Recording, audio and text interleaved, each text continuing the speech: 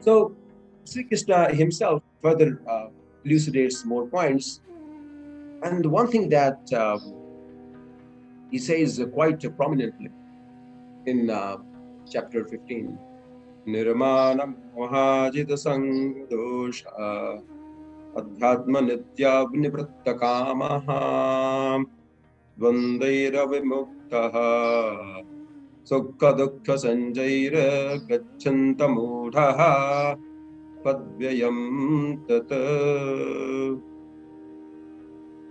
So the undiluted one, the unblemished one, who has risen above all the mundane materialistic approach towards life, who has scaled over the walls of illusion, the one that is totally unrattled and unruffled by anything which is not him, knows me. That's what he's trying to say. And he has no dvanda. He does not oscillate between the pleasure and pain. He has no compulsion or desire for anything. At the same time, he says that the one who is above all that, Padda Vayam Tata, that is the one who can reach me. But he also says at the same time that I'm the seed. Don't forget that. I'm the only seed. So here, Pad Vayam Tata is, Sri Krishna says that what you are actually looking for outside resides right within you, because this is where I pervade, in the hearts of you.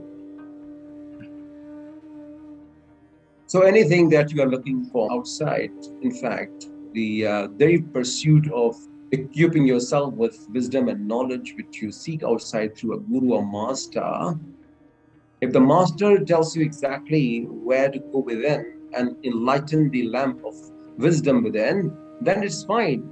But just going and wandering off the knowledge that we seek, in fact, the seed right here resides within us.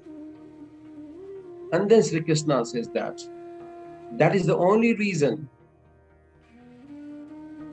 the root of which goes so deep above in the sky. It is deep also, it is rooted also, but it is upward, which cannot be tangible, which cannot be seen. So here the seed is the consciousness itself.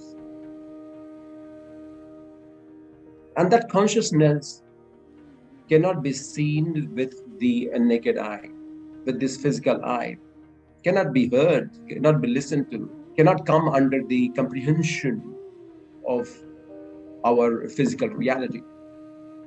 That's why he says that na tadbhasayate suryo na shashanko na pavakaha yad gatva na nivartante taddhama paramam mama.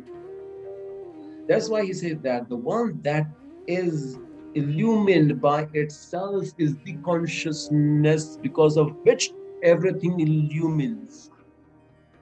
That's why it is beyond the light of sun and the moon. Not that there's no air out there. And after having gone there's no returning. My God, this is such a profound teaching. He said that after having reached there, you cannot even come back. So here, there are few insects down in the river.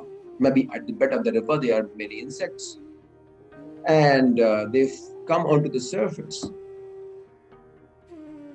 And when they come onto the surface, they fly off. So what happened one day, all the insects there grouped together, came together and had a meeting saying that, you know what, whoever goes on the surface of water never comes back. What is the reason? What's wrong with it? Is there something on the surface? And they had a very secret meeting. I said, you know what? those companions of ours who went on the surface of the water vanished. They disappeared. Where have they gone? So let's be very inquisitive, and we shall know what the reality is. So one insect there was very smart. So he said, let me take that responsibility. I will take up this responsibility on my shoulder. I'll go there, be on the surface of the water, and see what happens, because they vanish. So Sri Krishna says, all right, absolutely fine.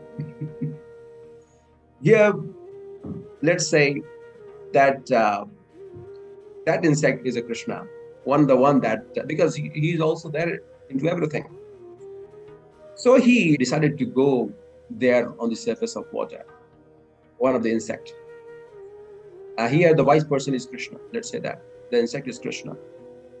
Once he goes there, he also knew that what he was capable of. He was capable of flying into the sky. So that insect turned into a dragon, maybe. He can fly now. So now he said that after having reached the surface of the water, he started flying.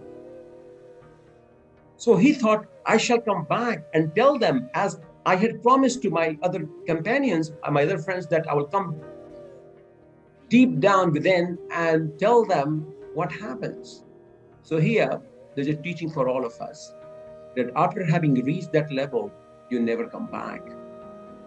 So once you have left off all the belittling traits of yours, all the demeaning character which sucks away the power of your soul, sucks away the energy which dissipates through our senses, once we leave that zone and ascend ourselves to a higher vibration, we never go back.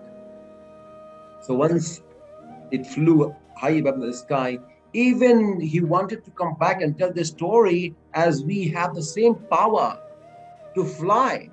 We don't have to get stuck at the bottom of the river, at the bottom of the ravine and everything, the flora and fauna. We can actually go up and we can fly. We have that potential. But once you reach there, you cannot come back. Even if you come back, people won't be able to recognize you. So in this lifetime, there shall not be any complaint about leaving things which truly do not deserve you. Or your friends could say that, oh, now you have changed a lot. Your family members could say, oh, you have changed as a person. You're not the person you used to be. Only a dead body won't change. Human beings must change.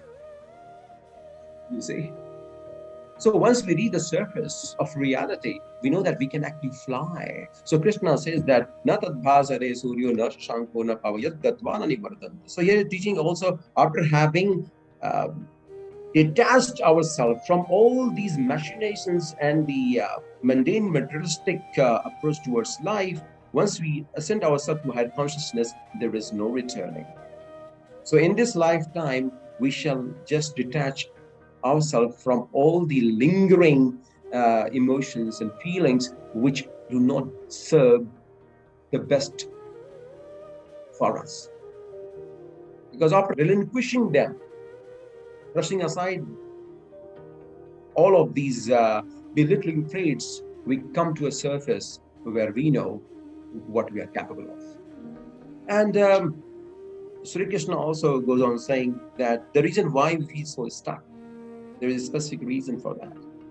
And he explains very clearly, Shodram chakshuh sparshanam cha rasanam ghranameva cha adhishthaya manaschayam vishayanupasevade. It means all these, the reason why we are so bound, we feel so stuck, because our senses are so much engaging into seeking the pleasure.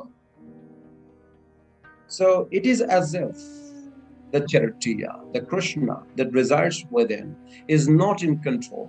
What is in control? These five forces. These five forces are What we see, what we hear, what we feel, touch, and how we perform through these hands, what we perform. So these horses pull us, but the charioteer within is not in control. So Krishna here is a charioteer, a spiritual charioteer, the seed which no one sees.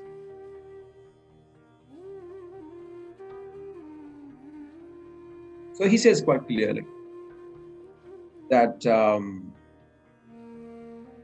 these senses which are draining away the energy of the seed from the source, and because of which we are just at the mercy end of our senses, because we are so much engrossed into seeking the pleasure of this world in pursuit of finding happiness through these senses, that the very essence of life, which resides in the ever-changing circumstances, which itself is changeless, but feels as if we are fleeting with those senses, and we are fleeting with the pleasures of the world, with the machine of these senses.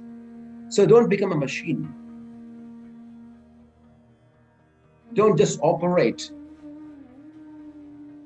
like someone press the button and you start turning your wheel. Maybe one of the senses press the button and you start going in that direction. You don't have to do that. Sri Krishna himself said that that's the reason why manaschayam vishayanupasevade. So according to the choices of the mind, you are in the entrapment of the senses and its pleasures.